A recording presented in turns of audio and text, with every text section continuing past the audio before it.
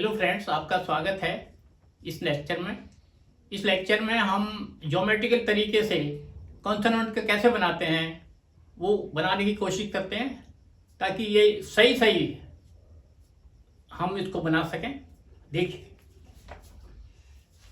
तो सबसे पहले कॉन्सोनेंट लेते हैं हम पी। पी जो है वो स्लैंटिंग वे में लिखा हुआ है।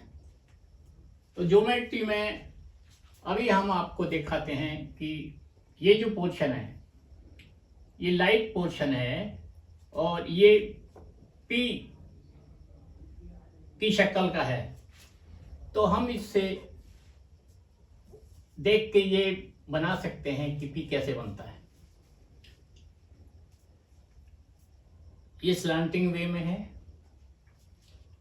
और इसी का दूसरा रूप है, लेकिन वो डार्क है, वो है बी। अगर हम इसको डार्क कर देंगे तो ये बन जाएगा बी। तो दोनों का पी और बी का एंगल सेम है। अंतर क्या है? पी लाइट है और बी डार्क है। पी लाइट है और बी डार्क है। तो आपको पता है कि ये कॉन्सोनेंट जो है जोड़े से हैं, पेयर में है, एक लाइट है और एक डार्क है। तो अगर हम एक शेप का लाइट कॉन्सोनेंट बनाते हैं तो वो कुछ और होता है, अलग डिफरेंट हो जाता है। अगर उसको डार्क कर देते हैं तो दूसरा हो जाता है। तो इसी तरह से अभी हम दिखा रहे हैं आपको, ये है स्ट्रेट 90 एंगल पे ये टी इस तरह से बनता है। लाइट यहां से लेके यहां तक, और अगर हम इसको डार्क कर देंगे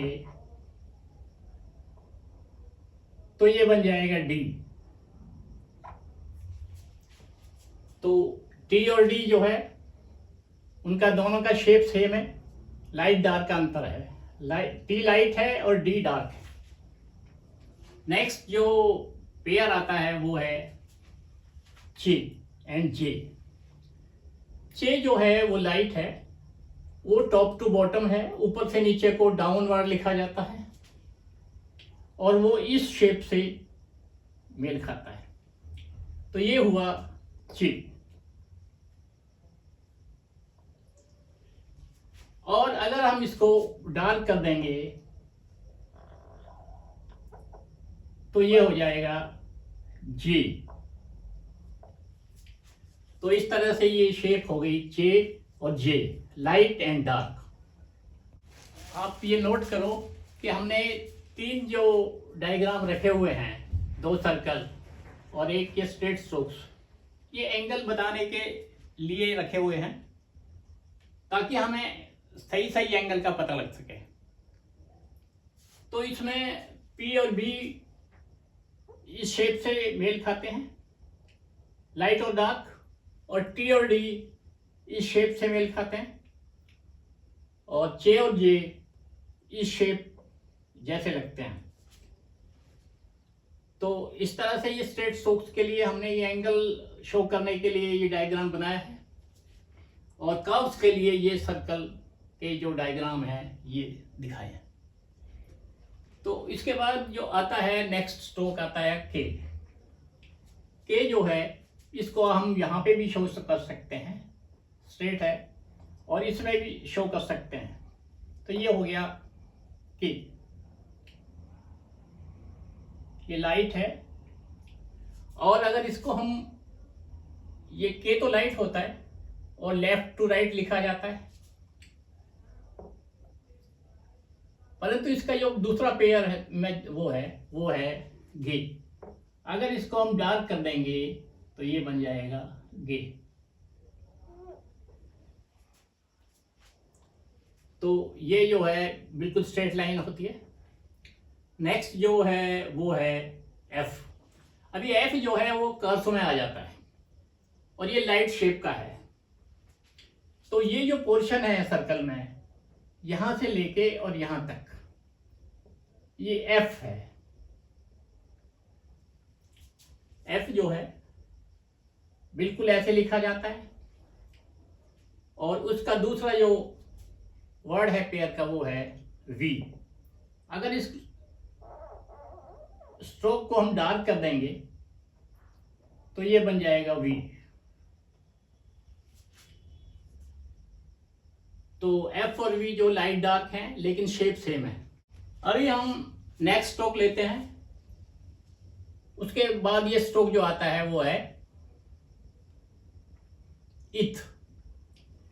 इथ जो है वो इस शेप से मेल खाता है।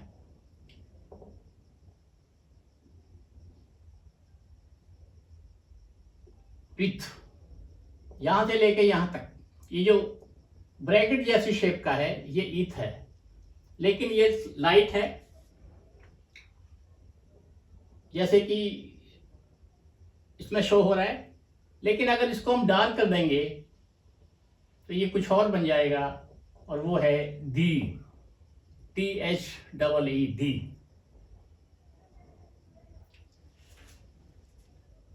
तो ये हो गया इथ और डी, इथ light and D dark. Next stroke है एस। एस स्ट्रोक जो है वो सर्कल के इस पोर्शन को शो करता है। इसको हम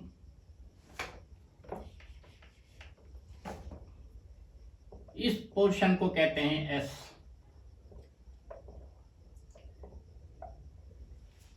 और अगर ये ब्रैकेट जैसे क्लोज करते हैं उस तरह है, और अगर इसको हम डार्क कर देंगे तो ये हो जाएगा Z। ये हो जाएगा Z। तो S और Z, ये S और Z का जोड़ा है। इसके बाद आता है इश। इश जो है वो सर्कल के इस पोर्शन को शो करता है। ये इश हुआ, ISH इश। ये लाइट है और इसको अगर हम डार्क कर देंगे तो ये हो जाएगा ZHEE।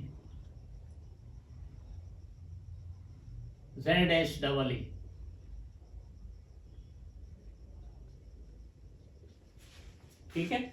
अच्छा, ईश और जी का जोड़ा हो गया लाइट एंड डार्क। इसके बाद आता है एम। अभी एम के लिए सर्कल का ये पोर्शन जो है ऊपर वाला पोर्शन ये है एम। ये लाइट है और इसका कोई जोड़ा नहीं है, ये अकेला कॉन्सोनेंट है जो इस शेप से बनता है और ये लाइट बनता है। और नेक्स्ट जो पेयर है वो है एन एंड इंग। एन जो है वो लाइट है, सर्कल के इस शेप से टैली करता है, इससे मेल खाता है। ये है एन। और अगर इसको हम डार्क कर देंगे तो ये बन जाएगा इंग। लाइट एन और डार्क होने पे ये इंग हो जाता है। तो इस तरह से एन लाइट और इंग डार्क ये जोड़ा हो जाता है। नेक्स्ट जो है वो हम लेते हैं वो है एल। एल जो है अपवर्ड है, इस शेप से मेल खाता है और ये लाइट है। एल का भी कोई जोड़ा नहीं है, तो ये सेपरेट है, अलग कॉन्सोनेंट है, तो ये नीचे से ऊपर को अपवर्ड लिखा जाता है। और नेक्स्ट जो स्ट्रोक आता है वो है आर।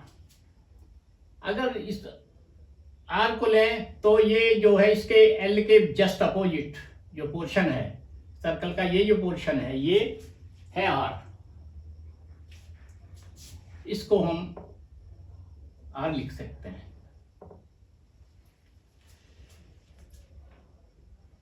इसका एक ऑल्टरनेटिव फॉर्म भी है, वो है वे।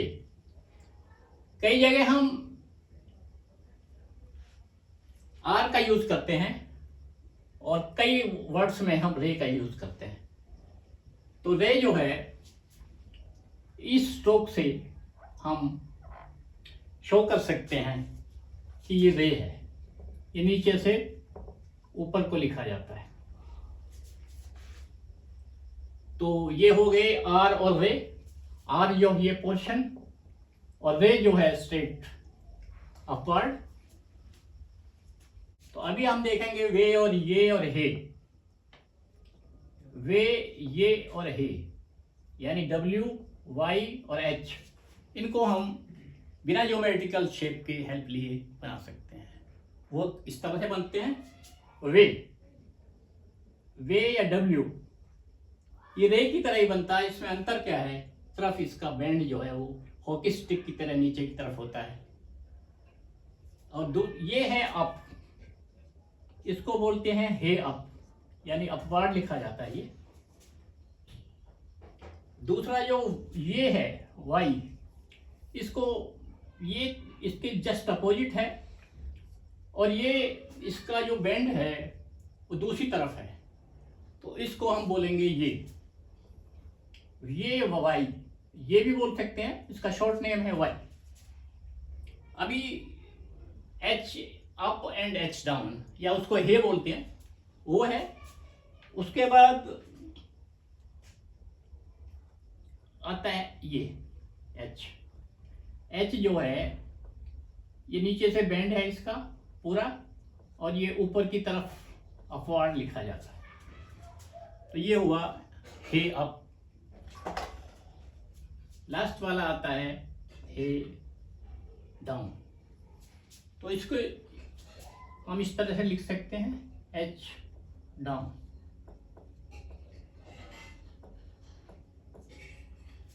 तो अभी आपने देखा, ये नोटिस किया कि ज्योमेट्रिकल तरीके से हम कंसोनेंट को कैसे बना सकते हैं। तो इनको सही तरीके से बनाने के लिए ज्योमेट्रिक हेल्प हम ले सकते हैं। तो आज का लेक्चर इतना ही। धन्यवाद।